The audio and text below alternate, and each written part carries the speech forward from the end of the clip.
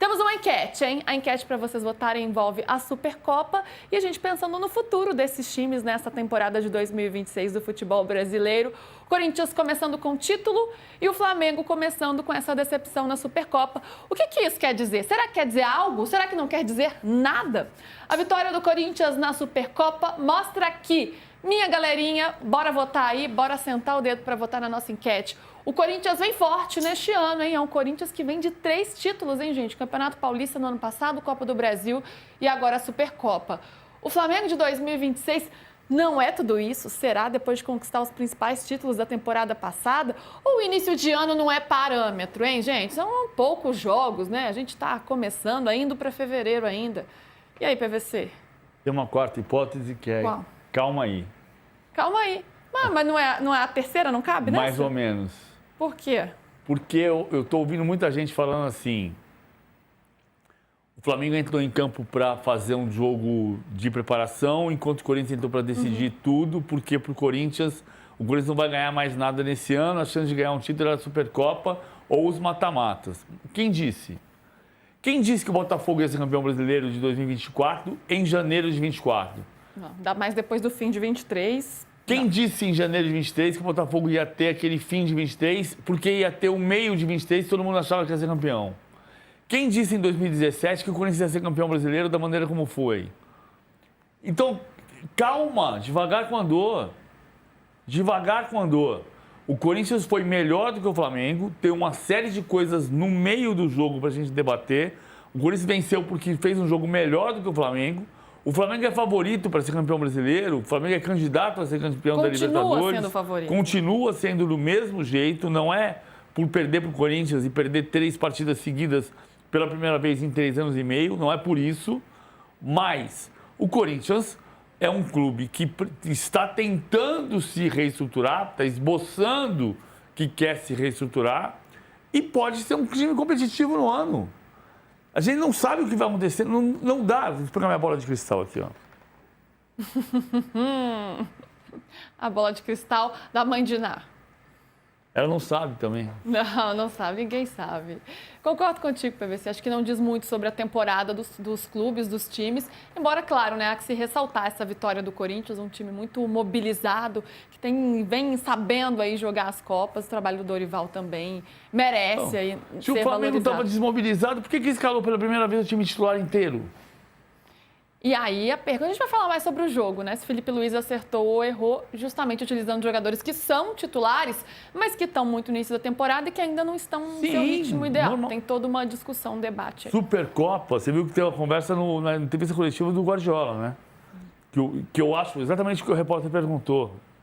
O repórter perguntou, depois de empatar com o Tottenham, o Guardiola foi perguntado, no ano passado você não ganhou nenhum título. E ele respondeu, não, ganhei uma Supercopa.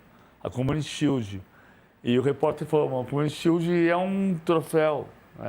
Sim, é um troféu. Ela tem uma representatividade menor.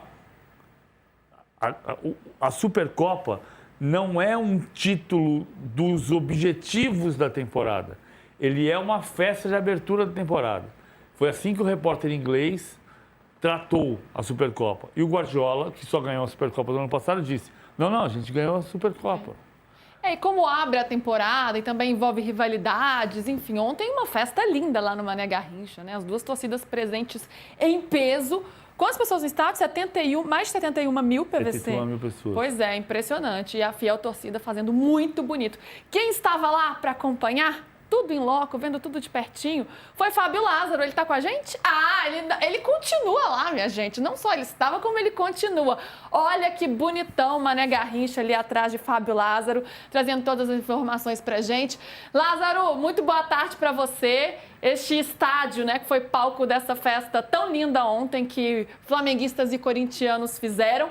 E, claro, os corintianos saindo mais felizes depois de irem em peso, né? Vários ônibus foram para ir para o Mané Garrincha. Conta como foi a festa e a comemoração. Agora tudo mais tranquilo, pelo que a gente está vendo. Boa tarde, meu amigo.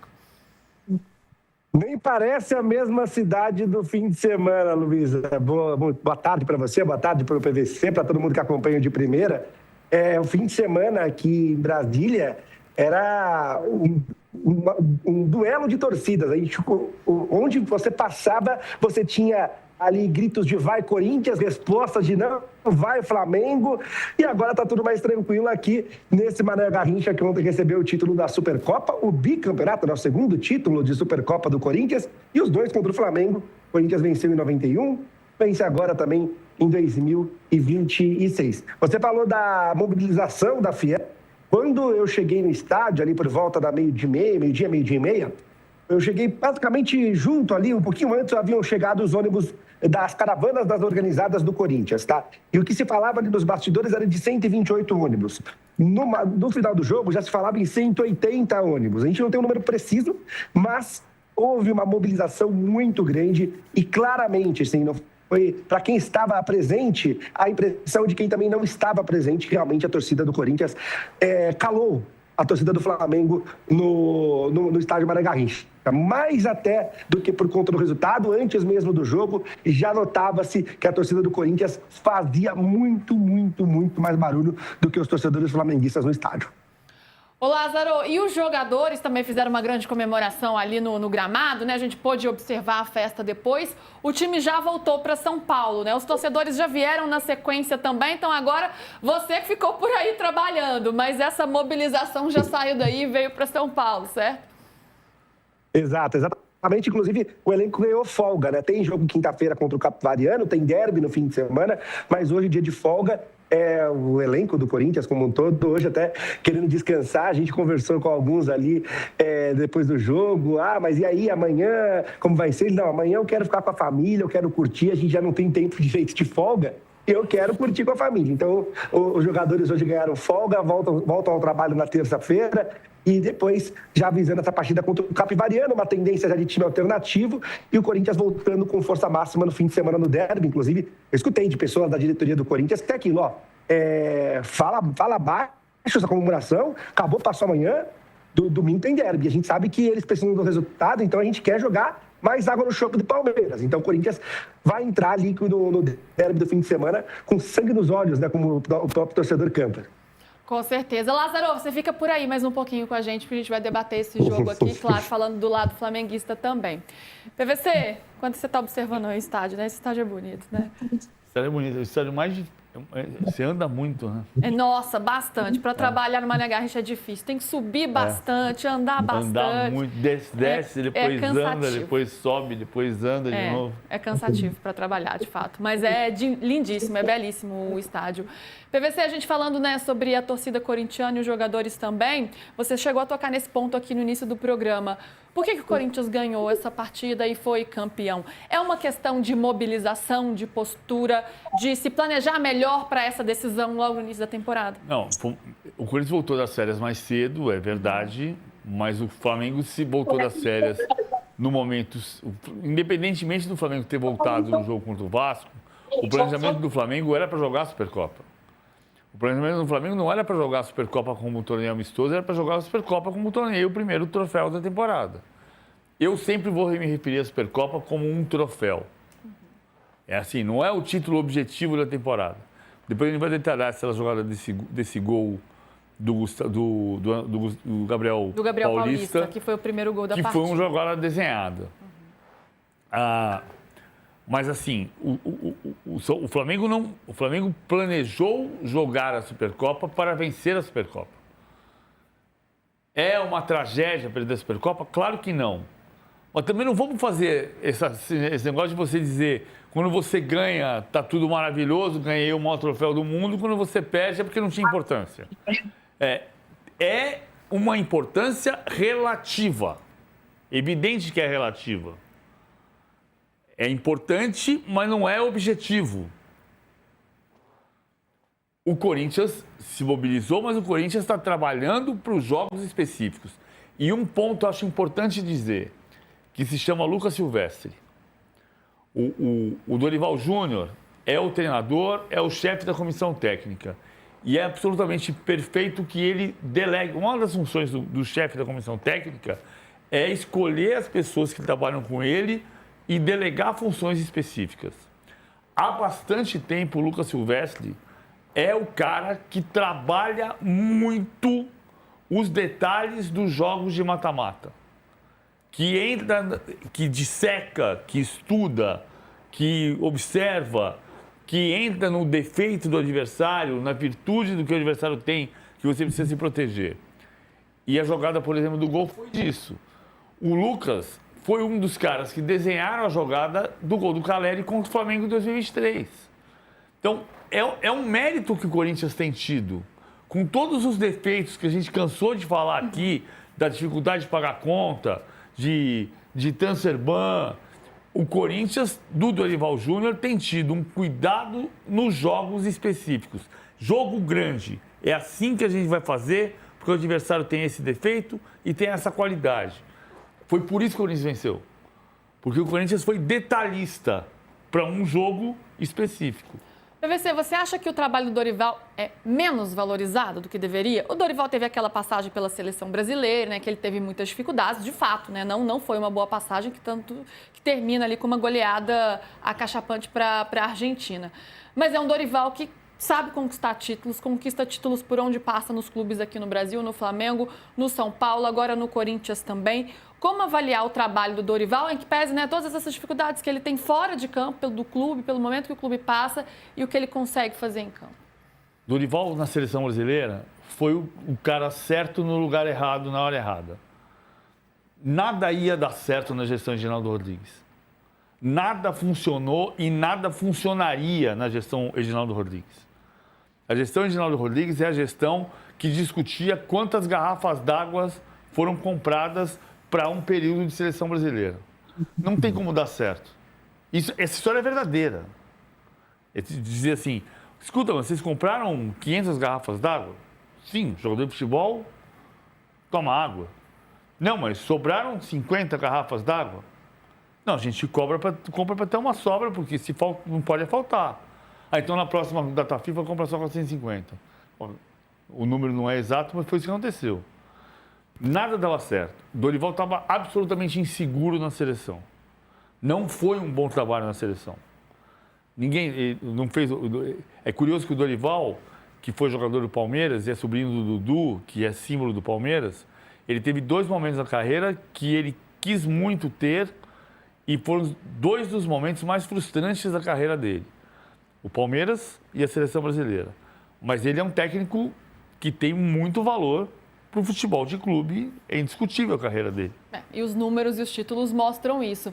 Agora, Lázaro, foi um título bastante comemorado pelos jogadores, especialmente por tudo que esse grupo teve que superar dos problemas extracampo, né? Transfer ban, os problemas financeiros, a saída do presidente, são muitas questões em sequência, chegada de um novo presidente. E ontem isso foi bastante pauta, né? O presidente Osmar Stabile falou disso, Memphis Depay falou disso, alguns jogadores até brincaram com isso, como foi o caso do Carrídio. Isso foi pauta, né? Isso foi um combustível a mais, talvez, para esses jogadores que superaram esses problemas e ainda a virose, que atingiu quase todo o time também. E eles ainda tiveram que entrar em campo e dar conta do recado. Quando as coisas começam a caminhar dentro de campo, né? O time não está rico, não tem dinheiro, até o Carrilho brincou, não tem R$1 milhão para comprar o Alisson, mas quando o transfer ban cai, quando as coisas se ajeitam, quando a política começa a dar uma controlada nos bastidores do Corinthians, vai lá uma virose coletiva antes de um jogo decisivo, né? Mas, primeiramente, contexto geral. É uma vitória que engrandece ainda mais esse time do Corinthians, esse elenco do Corinthians. Eu falava ontem com uma pessoa da direção do Corinthians, que inclusive está nos assistindo, sobre esse elenco, esse grupo ter a cara de Corinthians. Esse grupo ter absorvido o que é Corinthians. Então, independentemente de todos os problemas, é um grupo extremamente fechado e consolidado com as ideias do clube. É um elenco que já esteve muito fechado, já esteve quase rachado. Hoje é um elenco que está bem unido, mas que mesmo em todos esses momentos, é um elenco que nos momentos decisivos se fechava para, olha, vamos ganhar. Vamos ganhar porque nós merecemos, essa torcida merece, o time merece, e nós vamos provar que nós conseguimos bater de frente com o Flamengo, nós conseguimos bater de frente com o Palmeiras, como foi 2 vezes no ano passado, nós conseguimos bater de frente, ganhar uma Copa do Brasil, Então, é um elenco cada vez mais consolidado, né? Digo dos momentos porque quando teve aquela arrancada no fim de 2024, era um elenco muito fechado. Em 2025, alguns problemas de internos, de bastidores, Memphis com Garro, depois Gustavo Henrique, alguns probleminhas que foram sempre contornados nos momentos da decisão e com um papel muito importante dos principais líderes do elenco. Tá? Hugo Souza, muito importante, Gustavo Henrique, muito importante, André Ramalho, que ontem não foi titular, mas tem um papel de liderança muito grande no elenco. E mais do que isso, essa conexão entre campo e fora de campo.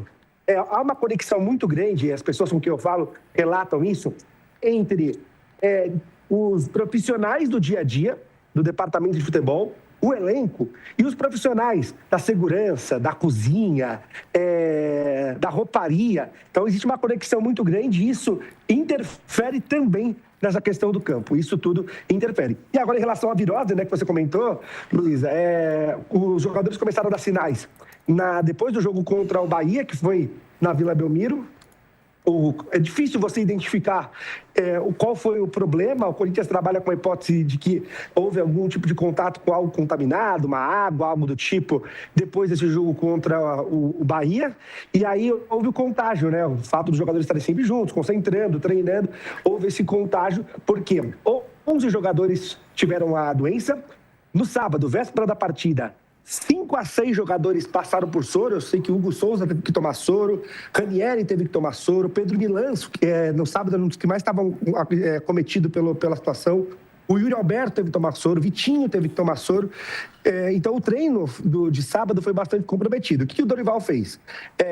Quando ele foi comunicado sobre esse quadro pelo departamento médico, foi então o seguinte: quem não tem condições, se preserva. Eu vou manter o meu planejamento de treino em alto nível, em intensidade alta, com quem está aqui. E quem não está aqui, Comissão, Lucas Silvestre, enfim, nós vamos passar os vídeos. Os vídeos daquilo que eu quero. Nós vamos sentar com eles e passar os vídeos. No sábado mesmo, alguns jogadores já estavam estavam melhores clinicamente, e aí já conseguiram assistir esses vídeos. Outros não, caso do Yuri Alberto. O Yuri Alberto foi assistir o vídeo de manhã, por volta das 11 horas da manhã do domingo. Inclusive, na madrugada de sábado para domingo, o Garro acordou 6 horas da manhã chamando o doutor. Informação que eu apurei também nos bastidores. Passando mal. O Dorival Júnior não acreditava que nem fosse contar com o Garro. O Yuri Alberto e Ranieri entraram em condições de febre e de dor grande ali, de um quadro clínico intenso dessa virose. Foram titulares, jogaram ali 90 minutos. Então, o Corinthians também superou essa parte clínica antes de entrar em campo contra o Flamengo, jogar melhor e ser campeão. Que coisa, né? E os jogadores depois dando depoimento. A entrevista do Yuri Alberto até foi bastante engraçada, né? Ele falou, passei muito mal e tal, mas estou aqui, eu vou lutar por essa camisa. Um desabafo dele do Yuri depois de fazer o gol do título, né? O segundo gol ali da partida. A gente tem o presidente, Osmar Stabile, uma declaração dele falando sobre essa questão financeira e dos problemas fora de campo, né? Título é sempre importante. No Corinthians, principalmente. Não adianta, muita gente fala que o Corinthians está com dificuldade, mas o Corinthians é diferente, é inexplicável. A gente com dificuldade financeira, outros que não têm dificuldade financeira não conseguem ganhar da gente. Ainda deu uma alfinetada aí, não sei se foi para Palmeiras, para o Flamengo, times que estão numa situação financeira muito melhor, mas o Corinthians aí comemorando. Diga, Lázaro, para quem que foi essa alfinetada? Foi para principalmente Flamengo e Palmeiras. O Osmar está engasgado desde o evento que teve na CBF, que teve o painel entre o BAP e a Leila antes da final da Libertadores, e aí eles deram uma cutucada em times que não pagam e tudo mais. O mesmo Osmar, no painel ali, 2 horinhas depois, respondeu, não citou o nome dos times, mas respondeu, e essas cutucadas acabam acontecendo, mas até para o Palmeiras, porque a relação com a diretoria do Flamengo até que tem sido muito boa entre Corinthians e Flamengo. A relação é muito mais, a provocação é muito mais com o Palmeiras. Agora, deixa eu só contar um bastidor. Você falou do Osmar, um bastidor ontem do título. Eu acompanhei os minutos finais do jogo ao lado do Osmar. E eu pude ver o quanto ele estava nervoso. Quando deu 34, 35 minutos no segundo tempo, eu e mais 2 companheiros de imprensa descemos, né, para tentar já entrar no gramado, pegar aquela festa do título. E quando eu desço no elevador, eu dou de cara com o Osmar. E o Osmar estava meio perdido para onde ia, ele olhou e o segurança dele foi para um lado, ele foi para o outro. Ele olha para o lado e fala assim, pô, cadê meu segurança? E aí eu olho para ele e brinco. Presidente, eu sou seu segurança, vamos junto.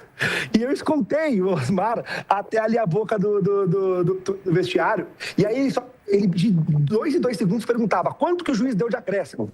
Só que caiu toda a energia do Mané Garrincha durante ali no intervalo, que aí resulta até a questão do VAR, que a gente vai falar um pouco mais depois. E a gente não tinha nem sinal, não tinha internet, não tinha nada, não conseguia dar essa resposta. Ele estava desesperado, aflito, nervoso. Eu nunca tinha visto o Osmar Stabile assim.